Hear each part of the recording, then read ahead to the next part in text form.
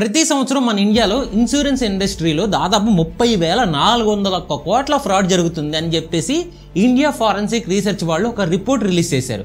30,000 కోట్లు అంటే ఖచ్చితంగా చిన్న అమౌంట్ కాదు. అండ్ ఇదేదో ఇప్పటివరకు జరిగిన మొత్తం స్కామ్ అమౌంట్ కాదు. ప్రతి సంవత్సరం 30,000 కోట్లు జరుగుతుందంట. ఏంటి స్కామ్స్ అంటున్నారు, అది కూడా 30,000 కోట్లు అంటున్నారు. మామూలుగా హర్షద్ మెహతా స్కామే దాదాపు 250 కోట్ల స్కామ్కి ఇండియా వైడ్గా అందరికీ తెలిసిపోయాడు. అండ్ ఒక వెబ్ సిరీస్ కూడా వచ్చింది. అలాంటి దానికన్నా కూడా 100% కంటే ఎక్కువ పెద్ద అమౌంట్ ఎవ్రీ ఇయర్ స్కామ్ అవుతుంటే ఎవరికీ తెలియదు. ఇంకా 100% అని కాదు, ఇంకా ఎక్కువే. ఇంకా ఇంట్రెస్టింగ్ విషయం ఏంటంటే ఈ స్కామ్ మన మీద జరుగుతున్నాయని రివర్స్లో ఇన్సూరెన్స్ కంపెనీస్ మీద కూడా జరుగుతున్నాయి.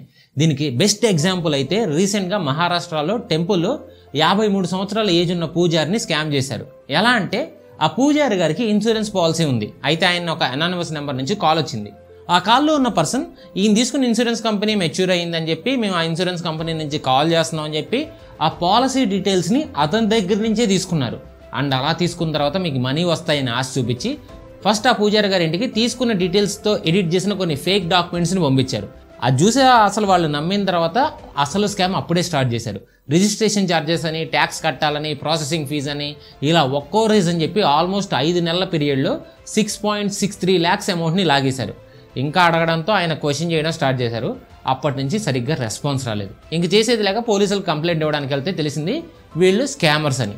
వాళ్ళని పట్టుకోవడం చాలా కష్టమైంది. ఇలా స్కామ్ చేసినప్పుడు వీళ్ళు ఏం చేశారంటే ఆ అమౌంట్ని ఒక అకౌంట్లో కాదు డిఫరెంట్ యూపీఐ ఐడీస్కి ట్రాన్స్ఫర్ చేయించుకున్నారంట. సో ఇది ఒక్కరు చేస్తున్నారా లేకపోతే ఒక గ్యాంగ్ అని పోలీసులు ఇన్వెస్టిగేట్ చేస్తున్నారు. ఇది ఒక్కటే కాదు, ఇంకా చాలా స్కామ్స్ ఉన్నాయి. అయితే మరి ఆ స్కామ్స్ నుంచి వాటి నుంచి ఎలా సేవ్ అవ్వాలి అండ్ ఇయర్లీ 30,000 కోట్ల స్కామ్ ఎలా జరుగుతుంది ఈ ఇండస్ట్రీలో, ఇలా చాలా విషయాలు ఉన్నాయి ఈ వీడియోలో. సో లేట్ చేయకుండా వీడియోలోకి వెళ్ళిపోతాం. కాకపోతే చిన్న రిక్వెస్ట్ ఏంటంటే ఎవరన్నా మా నాలెడ్జ్ వర్త్ అనిపించింది అనుకోండి, కొత్త వాళ్ళ ఛానల్ని సబ్స్క్రైబ్ చేయండి అండ్ బెల్ ఐకాన్ ఆన్లో పెట్టుకొని వీడియో లైక్ చేయండి అండ్ మీ ఫ్రెండ్స్ అండ్ ఫ్యామిలీకి షేర్ చేయండి. ఈ వీడియో ఇంకా లైట్ చేయకుండా స్టార్ట్ చేద్దాం. Hello and welcome to VR Raja. ఇప్పుడు చెప్పిన స్కామ్ ఉంది కదా, దాని నుంచి మనం సేవ్ అవ్వాలంటే అది మన చేతిలోనే ఉంటుంది. ఎవరైనా కాల్ చేసి ఇలా ఇన్సూరెన్స్ కంపెనీ నుంచి కాల్ చేస్తున్నాం అని చెప్తే ఒకవేళ మనకు ఏదైనా డౌట్ ఉంటే అతను ఎందుకు చేశాడో కనుక్కొని ఆ తర్వాత ఒకసారి అతను నిజంగానే ఆ ఇన్సూరెన్స్ కంపెనీ అతనా కాదా అని ఆ కంపెనీకి చేసి వెరిఫై చేసుకోవాలి. మెయిన్గా ఇది మన డీటెయిల్స్ అడిగినప్పుడు లేదా అమౌంట్ ట్రాన్స్ఫర్ చేయమన్నప్పుడు ఖచ్చితంగా చేయాల్సిన పని. ఇది ఒక టైప్ ఆఫ్ స్కామ్. అంటే ఒక కామన్ మ్యాన్ ఎవరో ఇన్సూరెన్స్ అనే పేరు మీద వాడి స్కామ్ చేయడం. బట్ డైరెక్ట్గా ఇన్సూరెన్స్ ఇచ్చే కంపెనీస్నే స్కామ్ చేసే వాళ్ళు కూడా ఉన్నారంటే ఏం చెప్తారు? ఇది హర్యానాలో జరిగిన ఇన్సిడెంట్. ఎస్టిమేషన్ ప్రకారం సుమారు 100 నుంచి 1000 కోట్ల స్కామ్ చేశారంట. అజిత్ సింగ్ అనే ఫార్మర్ హర్యానా రోహ్తక్ డిస్ట్రిక్ట్లో ఉండేవాడు ఫ్యామిలీతో. అయితే అది April 1, 2018. ఆ రోజు ఎగ్జాక్ట్గా మార్నింగ్ 7 AM అతను విలేజ్ నుంచి ఒక 8 కిలోమీటర్ల దూరంలో బస్ దిగి ముందుకెళ్తున్నప్పుడు సడన్గా ఒక అన్ఐడెంటిఫైడ్ వెహికల్ వచ్చి అతను గుద్దేసింది. అయితే తీసుకెళ్లే లోపే అతను రోడ్ యాక్సిడెంట్లో చనిపోయాడు. సో హాస్పిటల్ వాళ్ళు హీఈస్ నో మోర్ అని డిక్లేర్ చేశారు. అండ్ అలా చనిపోయేటప్పుడు అతని వైఫ్ అతనితో పాటే ఉంది. అండ్ యాక్సిడెంట్ కేసు కాబట్టి పోలీసులు కూడా ఇన్వాల్వ్ అయ్యారు. అయితే అతని బాడీని ఐడెంటిఫై చేయడానికి వైఫ్తో పాటు అజిత్ సింగ్ వాళ్ళ ఓల్డర్ బ్రదర్ అండ్ ఒక మేనల్లుడు కూడా ఉన్నాడు. సో వాళ్ళ స్టేట్మెంట్స్ కూడా తీసుకున్నారు పోలీసులు. అయితే ఆ స్టేట్మెంట్లో ఏం చెప్పారంటే అంటే అజిత్ అండ్ అతని వైఫ్ పక్కనున్న విలేజ్లో బఫెల్లో కొనడానికి వెళ్ళారు, అక్కడ యాక్సిడెంట్ అయిందని చెప్తే మాకు తెలిసిందని మాకు చెప్పారు. ఈ ఫార్మాలిటీస్ అయిన తర్వాత బాడీని పోస్ట్ మార్టం పంపించారు. అందులో కూడా అతని నాస్ట్రల్స్ అండ్ మౌత్లో బ్లడ్ క్లాట్ అయిందని, రైట్ సైడ్ చెస్ట్లో కూడా ఏవో డ్యామేజెస్ ఉన్నాయని, రిప్స్ ఇరిగాయని, బాడీలో చాలా చోట్ల రోడ్ దెబ్బలు ఉన్నాయని రిపోర్ట్ ఇచ్చారు. అండ్ ఆల్రెడీ ఒక వీడియోలో చెప్పాం కదా మన ఇండియాలో ఎవ్రీ ఇయర్ 1.5 lakh మెంబర్స్ ఇలాగే రోడ్ యాక్సిడెంట్లో చనిపోతున్నారని. సేమ్ ఇలాగే ఇది కూడా ఇంకో కేసు అనుకొని ఆ గుద్దిన అతని కారు మీద కేసు ఫైల్ చేసి బాడీని అప్పగించేశారు. అండ్ కొన్ని రోజులకే వాళ్ళ ఫ్యామిలీకి కూడా సెట్ అవ్వడం స్టార్ట్ అయింది. ఇతని ఓల్డర్ బ్రదర్ని పెళ్లి చేసుకుంది. అంటే హర్యానాలో ఉన్న విలేజెస్లో ఇది మామూలే ఇలా ఇష్ట ప్రకారం చేసుకోవడం. సో వాళ్ళ లైఫ్లో పెద్దగా చేంజెస్ ఏం లేదు, ఒక్కటి తప్ప. అజిత్ అనే ఫార్మర్ ఉన్నారు కదా, చనిపోయారు. ఆయన యాక్సిడెంట్ ఇన్సూరెన్స్ తీసుకున్నాడు, అది కూడా 4 కంపెనీస్ దగ్గర. అంటే ఒక్కో కంపెనీ దగ్గర 25 లక్షల కవర్తో ఇన్సూరెన్స్ తీసుకున్నాడు. ఒక ఇన్సూరెన్స్ ప్రీమియం వచ్చేసి 5,000 అంట. అంటే ఇన్సూరెన్సెస్లో చాలా టైప్స్ ఉంటాయి. ఇన్సూరెన్స్లో 2 టైప్స్ ఉంటాయి మెయిన్గా. ఒకటి life insurance, 2 non life insurance. Non life అంటే travel insurance, health insurance, disaster insurance, vehicle insurance ఇలా ఉంటాయి. వాటి గురించి సపరేట్ వీడియోలో ఎప్పుడన్నా చెప్తా. ప్రెజెంట్ అయితే లైఫ్ ఇన్సూరెన్స్ కాబట్టి మన టాపిక్ దాంట్లో చాలా టైప్స్ ఉంటాయి. బట్ మెయిన్ మోటివ్ ఏంటంటే ఫ్యామిలీలో ఎర్నింగ్ పర్సన్ ఎవరైనా ఉంటారో వాళ్ళకి జరగరాని ఇన్సిడెంట్ ఏదైనా జరిగితే ఫ్యామిలీకి సడన్గా ఇన్కమ్ ఆగిపోయి వాళ్ళ డైలీ యాక్టివిటీస్ కూడా చేసుకోలేని స్టేజ్కి వచ్చేస్తారు. కాబట్టి అలా జరగకుండా లైఫ్ ఇన్సూరెన్స్ తీసుకున్నారనుకోండి, ఈ హార్డ్ టైంలో ఆ ఫ్యామిలీకి ఒక ఫైనాన్షియల్ సపోర్ట్ వస్తుంది. లైక్ ఆ ఇన్సూరెన్స్ అమౌంట్ ఎంత ఉందో అంత తెచ్చేస్తారు. అండ్ ఈ లైఫ్ ఇన్సూరెన్స్లో చాలా టైప్స్ ఉంటాయి. అందులో మనకు బెనిఫిట్ అయ్యేది మాత్రం టర్మ్ ఇన్సూరెన్స్ అని ఒకటి ఉంటుంది. అదేంటంటే ఇది లైఫ్ మొత్తానికి ఇన్సూరెన్స్ తీసుకోకుండా పర్టికులర్గా ఒక పీరియడ్ వరకు తీసుకుంటారు. అండ్ దాంట్లో ఉండే బెనిఫిట్స్ ఈ టర్మ్ ఇన్సూరెన్స్తో పాటు మనకి ఇంకా ఎక్కువ బెనిఫిట్స్ రావడం కోసం, అండ్ యూజువల్గా ఇన్సూరెన్స్ కోసం ఖర్చు పెట్టిన డబ్బులు వెనక్కి రావు మనకి ఏం కాకపోతే, ఇలా బాధపడే వాళ్ళు కూడా ఉంటారు. వీళ్ళ కోసం కూడా యాడ్ ఆన్స్ లాంటి రైడర్స్ గురించి కూడా చెప్పే ముందు ఇవన్నీ చెప్తాను. అయితే ఇతను స్టోరీలోకి వస్తాం. ఇతను తీసుకున్న యాక్సిడెంటల్ డెత్ ఇన్సూరెన్స్ కూడా ఒక టైప్ ఆఫ్ లైఫ్ ఇన్సూరెన్స్ అనమాట. అండ్ యూజువల్గా అయితే 5,000 ప్రీమియంకి ఓన్లీ ఫర్ 25 lakhs కవర్ ఎందుకు తీసుకున్నాడని తెలియదు. అది కూడా 4 డిఫరెంట్ కంపెనీస్ నుంచి తీసుకున్నాడు కాబట్టి ఒక్కో దానికి 5,000 ఈచ్ కట్టాలి. అంటే మొత్తం 20కి అతని ప్రీమియం అవుద్ది 1 crore అమౌంట్కి. నా దృష్టిలో అయితే చాలా చాలా ఎక్కువ. మేబీ అతను లైఫ్ లాంగ్ కవర్ కోసం తీసుకుని ఉండొచ్చు. బట్ నేను చెప్పా కదా టర్మ్ ప్లాన్స్ తక్కువ ప్రైస్కి వస్తాయని. ఎంత తక్కువ అంటే only 473 per monthకి 1 crore plans start అవుతాయి. ఎక్కడ అంటే ఇక్కడ మన డిస్క్రిప్షన్లో లింక్స్ క్లిక్ చేస్తే డైరెక్ట్గా పాలసీ బజార్కి వెళ్తారు. పాలసీ బజారే ఎందుకు, ఈ పాలసీ బజార్ మనకి ఎలా హెల్ప్ అవుతుందంటే, ఇప్పుడు మీరు ఒక్క ఇన్సూరెన్స్ కంపెనీకి వెళ్ళి అందులో వాళ్ళు ఆఫర్ చేసే ఇన్సూరెన్స్లన్నీ రాసుకొని దాన్ని మళ్ళీ వేరే కంపెనీ ఓపెన్ చేసి అందులో మళ్ళీ రాసుకొని లాస్ట్కి ఒక 10-20 కంపేర్ చేసుకునే బదులు పాలసీ బజార్లో అన్ని ఇన్సూరెన్స్ని ఒకేసారి కంపేర్ చేసుకోవచ్చు. మనం ఇన్సూరెన్స్ తీసుకోవడం వల్ల అండర్ సెక్షన్ 80C కింద అప్ టు 1,50,000 వరకు కూడా ట్యాక్స్ కూడా సేవ్ చేసుకోవచ్చు. మార్చ్ ఎండ్ అవ్వకముందు మీరు తీసుకోవడం వల్ల ప్రీమియం మీద కూడా ట్యాక్స్ ఎగ్జంప్షన్ కూడా తీసుకోవచ్చు. అండ్ ప్లాన్స్ కూడా 1 crore ప్లాన్స్ నుంచి 473 per month నుంచి స్టార్ట్ అవుతాయి. సో మన ఓన్గా వెళ్తున్నప్పుడు ఏదైనా కంపెనీని మిస్ చేసే ఛాన్స్ ఉంటుంది కాబట్టి ఇక్కడ అన్నిటినీ కంపేర్ చేసి మనకి బెటర్ ప్రీమియం అండ్ మంచి ఫీచర్స్ ఆఫర్ చేసే కంపెనీ నుంచి తీసుకోవచ్చు. అండ్ తీసుకునేటప్పుడు మనకి చాలా డౌట్స్ ఉంటాయి. సో వాటిని క్లారిఫై చేయడానికి మనకి పాలసీ తీసుకోవడంలో హెల్ప్ చేయడానికి అడ్వైజర్స్ ఉంటారు. అండ్ ఇండియాలో 55 cities వాళ్ళ అడ్వైజర్స్ అవైలబుల్గా ఉంటారు. అండ్ బయట చూస్తే మనం కొన్నిసార్లు టార్గెట్స్ అచీవ్ చేయడానికి కొంతమంది ఏజెంట్స్ మిస్ సెల్లింగ్ చేస్తూ ఉంటారు. అంటే ఏదో ఒకటి చెప్పి అమ్మేస్తారు. తీరా కొన్న తర్వాత ఆ ఫీచర్స్ ఆ పాలసీలో లేదని తెలుస్తుంది. సో పాలసీ బజార్లో అలా జరగకుండా ప్రతి కాల్ని రికార్డ్ చేస్తారు. సో దట్ 100% మిస్ సెల్లింగ్ జరగకుండా ఉంటుంది. అండ్ ఇన్ కేస్ మనకి ఆ పాలసీ నచ్చకపోతే మనం సాటిస్ఫై అవ్వకపోతే మనం చాలా ఈజీగా ఆ పాలసీని క్యాన్సిల్ చేసుకోవచ్చు. అండ్ హ్యాసిల్ ఫ్రీగా రిఫండ్ కూడా వచ్చేస్తుంది. అండ్ వీళ్ళు మనకి పాలసీ తీసుకునేటప్పుడే కాదు, మళ్ళీ మనం పాలసీని క్లెయిమ్ చేసుకునేటప్పుడు కూడా 24/7 అసిస్టెన్స్ ఇస్తారు. ఎవ్రీ కస్టమర్కి రిలేషన్షిప్ మేనేజర్ని ప్రొవైడ్ చేస్తారు. అండ్ మనం బయట పాలసీ తీసుకున్న దానికన్నా కూడా ఆన్లైన్లో తీసుకుంటే డిస్కౌంట్ వస్తుంది. పాలసీ బజార్లో అయితే మీరు తీసుకునే ఆన్లైన్ టర్మ్ ఇన్సూరెన్స్ మీద అప్ టు 10% డిస్కౌంట్ వస్తుంది. వీళ్ళకి సంబంధించిన లింక్స్ కింద డిస్క్రిప్షన్లో పిన్డ్ కామెంట్స్లో మెన్షన్ చేస్తున్నా. లింక్ ఓపెన్ చేస్తే వెళ్ళంగానే ఇలా లాగిన్ పేజ్ వస్తుంది. అండ్ డీటెయిల్స్ ఇచ్చి లాగిన్ అయ్యాక మనల్ని కొన్ని క్వశ్చన్స్ అడుగుద్ది. లైక్ ఏజ్, మన ఆక్యుపేషన్ టైప్ లాంటివి, ఎడ్యుకేషన్ లాంటివి. ఇలా ఆన్సర్ చేశాక మనకి సెట్ అయ్యే పాలసీస్ని సజెస్ట్ చేస్తుంది.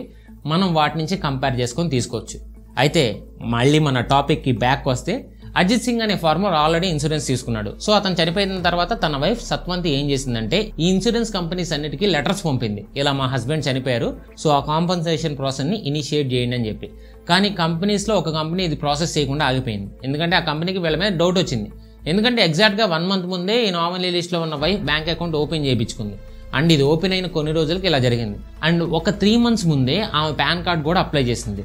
సో ఇవన్నీ కూడా అనుకూలంగా కరెక్ట్గా యాక్సిడెంట్ ముందే జరగడంతో కంపెనీకి డౌట్ వచ్చి ఇంట్లో వాళ్ళే ఇది చేశారేమో అని చూస్తున్న టైంలో పెద్ద షాక్ తగిలింది. అదేంటంటే ఇది సింగిల్ కేసు ఒక్కటే కాదు, వాళ్ళ కంపెనీలో సేమ్ ఇదే ప్యాటర్న్స్తో కొన్ని రోజుల ముందే అకౌంట్స్ ఓపెన్ అయ్యాయి. కొన్ని రోజులకి ఇలా యాక్సిడెంట్ అవుతున్నాయి. ఇంకా షాకింగ్గా అందరూ కూడా ఫార్మర్సే. ఇంకో షాకింగ్ ఏంటంటే ఇన్ని సంవత్సరాల్లో వాళ్ళు ఎప్పుడూ కూడా ఇన్సూరెన్స్ తీసుకోలేదు. ఓన్లీ చనిపోవడానికి కొన్ని నెలల ముందు మాత్రమే ఈసారి ఇన్సూరెన్స్ తీసుకున్నారు. అది కూడా తక్కువ ఇన్సూరెన్స్ కవర్ తీసుకున్న వాళ్ళే అని చెప్పి Aman Bedi, associate vice president fraud and investigation unit చెప్పారు.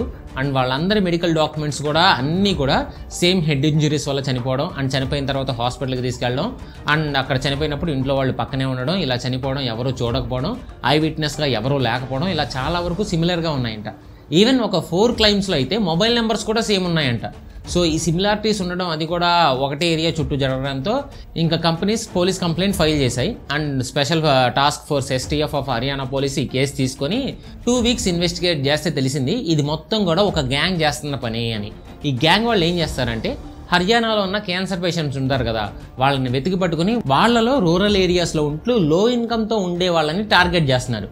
టార్గెట్ చేసి ఏం చేస్తున్నారంటే వాళ్ళని డైరెక్ట్గా కలిసి వాళ్ళ ఫ్యామిలీతో మాట్లాడి ఈ క్యాన్సర్ పేషెంట్స్కి క్యాన్సర్ ఉందన్న విషయం దాచిపెట్టి డిఫరెంట్ కంపెనీస్ నుంచి ఇన్సూరెన్స్ తీసుకోమని మొత్తం ప్రాసెస్ దగ్గర ఉండి చూసుకుంటే, వాళ్ళైతే వన్స్ ఈ ప్రాసెస్ మొత్తం అయిపోయిన తర్వాత వీళ్ళు వెతికే పేషెంట్స్ ఎలాగో లాస్ట్ స్టేజ్ వాళ్ళని వెతికేవాళ్ళు. సో పాలసీ తీసుకున్న కొన్ని మంత్స్కి వాళ్ళు చనిపోయేవాళ్ళు. సో అలా వన్స్ వాళ్ళు చనిపోయిన తర్వాత వాళ్ళ బాడీని ఫ్యామిలీ మెంబర్స్ ఈ గ్యాంగ్ అప్పచెప్పాలి. ఇది వాళ్ళు మాట్లాడుకునే డీల్ అనమాట. సో వన్స్ ఆ పర్సన్ చనిపోయాక అతని బాడీని గ్యాంగ్ తీసుకుని వెళ్ళి అది యాక్సిడెంటల్ డెత్గా క్రియేట్ చేసేది. దాని తర్వాత ఆల్రెడీ చనిపోయిన పర్సన్ని హాస్పిటల్కి తీసుకెళ్ళడం, అక్కడ వచ్చిన పోలీసులు ఉన్నారు కదా, కానిస్టేబుల్ ఒక కేసుకి 1 lakh ఇచ్చేవాళ్ళంట, పోస్ట్ మార్టంకి 1 lakh ఇచ్చేవాళ్ళంట. అలా మేనేజ్ చేసి యాక్సిడెంట్ అని నమ్మించి అప్పుడు క్లెయిమ్ చేసుకునేవాళ్ళంట ఇన్సూరెన్స్ అమౌంట్ని. అండ్ వచ్చిన తర్వాత అందులో కొంత వీళ్ళు ఉంచుకొని ఇంకొంచెం వీళ్ళ పార్ట్నర్స్ ఇన్ క్రైమ్, అదే ఆ ఫ్యామిలీ మెంబర్స్కి ఇచ్చేవాళ్ళంట. పార్ట్నర్స్ ఇన్ క్రైమ్ అనడం కూడా ఒక రకంగా తప్పేమో, ఎందుకంటే వాళ్ళు కూడా ఇలా ఆశపడడంలో తప్పే ఉంది చెప్పండి. తప్పును సమర్థిస్తున్నానంటే ఏమో చెప్పలేను. అండ్ ఇంకొన్ని కేసెస్లో అయితే ఈవెన్ ఆ పర్సన్ బ్రతుకుండగానే ఎలాగో మీరు చనిపోతారు, సో అదేదో ఇలా యాక్సిడెంట్ అని చెప్పి చనిపోండి కన్విన్స్ చేసేవాళ్ళండి మీ ఫ్యామిలీకి ఉపయోగపడుద్దని. ఇలా మంత్కి 50 పేషెంట్స్ వరకు టార్గెట్ చేస్తే అందులో కొంతమంది ఒప్పుకునేవాళ్ళంట. ఇది మొత్తం చేసింది కూడా అంటే planning and mastermind Pawan Kumar Boria అనే ఒక ఇన్సూరెన్స్ కంపెనీలో పనిచేసే అతను. దీనివల్ల డైరెక్ట్ లాస్ ఆ కంపెనీకే పడినా కూడా ఇండైరెక్ట్ లాస్ మాత్రం నిజంగా జెన్యూన్గా యాక్సిడెంట్స్లో చనిపోయే ఫ్యామిలీస్ కోసం ఇన్సూరెన్స్ తీసుకుని పెట్టుకున్న వాళ్ళ మీద. ఎందుకంటే వీళ్ళు ఇలాంటివి చేశారని కంపెనీస్కి తెలిస్తే ఆ వెరిఫికేషన్స్ అన్నీ ఇంకా స్ట్రిక్ట్ అవుతాయి. ఇంకా చాలా కేసెస్లో చిన్న మిస్టేక్స్కి రిజెక్ట్ చేయడానికి కూడా ఇలాంటి వాళ్ళే రీజన్. మేబీ ఇలాంటి ఫేక్ స్కామ్స్ వల్ల ఇయర్లీ ఇన్ని వేల కోట్ల లాస్ వస్తుంది. ఇవే కాదు, ఇంకా మనల్ని మోసం చేసే చాలా స్కామ్స్ ఉన్నాయి. బోగస్ ఆర్ మిస్లీడింగ్ క్లైమ్స్ మన మీద చేసే ఇంకో స్కామ్ ఈ bogus or misleading claims. Insurance సెక్టార్లో ఫాల్స్ క్లైమ్స్ అనేవి చాలా పెద్ద ప్రాబ్లమ్స్ మనకి. దీనివల్ల చాలామంది పాలసీ హోల్డర్స్ మనీ పోగొట్టుకుంటున్నారు. ఎలా అంటే ఇప్పుడు మనం పాలసీ బయట ఎవరో ఒక ఏజెంట్ దగ్గర తీసుకుంటున్నాం అనుకోండి, వాళ్ళ మెయిన్ ఏమేంటంటే మనకి పాలసీని సేల్ చేయాలి, ఏదేమైనా కానీ మనల్ని కన్విన్స్ చేసి పాలసీ తీసుకునేలా చేయాలి. ఆ తీసుకునే పాలసీ కూడా మన చాయిస్లా ఉండదు, ఎందుకంటే మనకి ఏ పాలసీ బెటర్ అని ఆ ఏజెంట్ అనుకుంటాడో అదే సజెస్ట్ చేయడం చేస్తాడు. మనకు కూడా తీసుకోండి అని మనల్ని కన్విన్స్ చేస్తాడు. అంటే ఆ బెనిఫిట్ మనకు ఉందా లేదా అని కూడా చూడరు. వాళ్ళు చూసేది ఏంటంటే వాళ్ళకి ఆ పాలసీ వల్ల ఎక్కువ కమిషన్ వస్తుందా లేదా అని చూస్తారు. అందరూ కాకపోవచ్చు, కానీ చాలామంది ఉన్నారు. సో వాళ్ళు మనల్ని ఆ పాలసీ తీసుకోవడం కోసం అక్కడ లేనివి కూడా చెప్పేస్తారు. ఫైనల్గా మన చేత ఎక్కువ ప్రీమియం కట్టిచ్చేస్తారు. సో దానివల్ల లాస్ అయ్యేది మనమే. అండ్ మళ్ళీ క్లెయిమ్ టైంలో నేను ఎప్పుడు చెప్పా అంటాడు, షాక్ అయ్యి మోసపోవడం తప్ప ఏమీ చేయలేం. Next phantom regulations. అంటే ఏంటంటే అసలు ఇదేంటంటే ఈ రూల్ ఎక్కడ ఉండదు, కానీ ఈ రూల్ ఉందని చెప్పి మనల్ని నమ్మిస్తారు. మోస్ట్లీ ఇది క్లైమ్స్ టైంలో జరుగుద్ది. లైక్ ఇప్పుడు ఈ క్లైమ్కి ఎంత కట్టాలని మీరు చెప్పి ఉంటారు, కొంతమంది స్కామ్ చేయాలనుకునే వాళ్ళు, లేకపోతే ప్రాసెస్ అవ్వదంటారు. ఆ పాలసీలో మెన్షన్ చేయని రూల్స్ ఉన్నాయని చెప్పి నమ్మించడానికి చూస్తారు. కానీ ఈ టైంలో మనం క్లెయిమ్ తీసుకున్న పర్సన్ కానీ లేకపోతే కస్టమర్ సపోర్ట్ కానీ ఉంటే మనకి చాలా హెల్ప్ అవుద్ది. ఇలా కొన్ని స్కామ్స్ బారిన పడకుండా ఉండాలంటే ఫస్ట్ మనం ఏం చేయాలంటే పాలసీ తీసుకునేటప్పుడు 1-2 సార్లు క్రాస్ చెక్ చేసుకొని 1-2 సార్లు మనం డౌట్ అని మనకు వచ్చే డౌట్స్ అన్ని అడిగి తెలుసుకుని అప్పుడు పాలసీ తీసుకోవాలి. సో మీరు ఇలాంటి స్కామ్స్కి దూరంగా ఉండండి. ఇన్సూరెన్స్ అనేది చాలా ఇంపార్టెంట్ కాబట్టి అదే మనకి ప్రాబ్లం అవ్వకుండా ఉండాలంటే మనం జాగ్రత్తగా ప్రతిదీ చెక్ చేసుకుని అప్పుడు పాలసీ తీసుకోవాలి. అండ్ లాస్ట్ టైం మన ఇన్సూరెన్స్ వీడియోలో కొంతమంది అడిగిన క్వశ్చన్స్ ఏంటంటే టర్మ్ ఇన్సూరెన్స్లో ఏ రైడర్స్ తీసుకుంటే బెటర్ అని. యాక్చువల్గా అది మన మీద డిపెండ్ అయి ఉంటుంది. అంటే మనకు సెట్ అయ్యే రైడర్ అని మనమే తెలుసుకోవాలి. ఇది పర్సన్ టు పర్సన్ ఖచ్చితంగా మారిపోద్ది. ఇప్పుడు మీరు కట్టిన ప్రీమియం రిటర్న్ కావాలనుకోండి, term insurance return of premium TROP అని ఉంటుంది. దీంట్లోని బెనిఫిట్ ఏంటంటే మనం కట్టిన ప్రీమియం డబ్బులు మనకి రిటర్న్ వచ్చేయడం. నెక్స్ట్ మీకు రిఫండ్ ఇంపార్టెంట్ అయితే 100% refund of premium at no cost plan. ఇది కూడా మేము కొన్ని కంపెనీస్ ప్రొవైడ్ చేస్తాయి. ఇందులో ఏంటంటే మనం నార్మల్ టర్మ్ ప్లాన్కి పే చేసే అమౌంటే పే చేస్తాం. అండ్ టెన్యూర్ మొత్తం కంప్లీట్ అయితే మనకి ఏమీ మనీ రావు. అదే టెన్యూర్ కంప్లీట్ అవ్వకుండా తీసుకున్నప్పుడు ఒక ఆప్షన్ ఇస్తారు, ఏ ఏజ్లోపు కావాలనుకుంటే మీరు ఎగ్జిట్ అవ్వచ్చు అని. అప్పట్లోపు ఎగ్జిట్ అయితే మనం అప్పటి వరకు కట్టిన ప్రీమియం మనీలోంచి GST తీసేసి మనకి ఇచ్చేస్తారు. ఇవి కాకుండా కొన్ని రైడర్స్ ఉన్నాయి. యాక్సిడెంటల్ డెత్ బెనిఫిట్ రైడర్ అంటే అందులో కవర్డ్ యాక్సిడెంట్స్లో చనిపోతే మన పాలసీ అమౌంట్లన్నా కూడా ఎక్స్ట్రా అమౌంట్ వస్తుంది. Second critical illness benefit rider. Policy టెన్యూర్లో ఇన్ కేస్ కవర్ అయినా క్రిటికల్ ఇల్నెస్ వచ్చిందనుకోండి, ఆ పాలసీ హోల్డర్కి ఆ కంపెనీస్ హెల్ప్ చేస్తాయి ఫైనాన్షియల్గా.